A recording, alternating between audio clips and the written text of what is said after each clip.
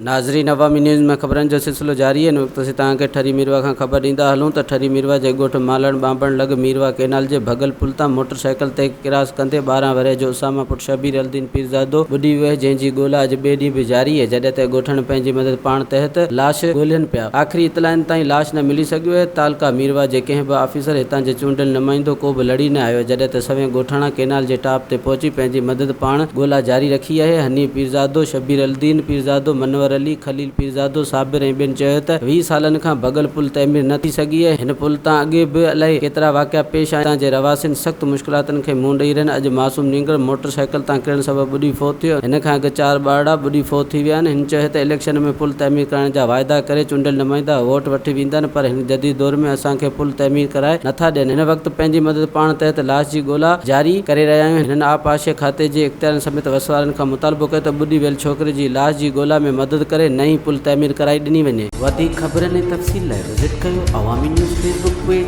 YouTube page ऐं अवामी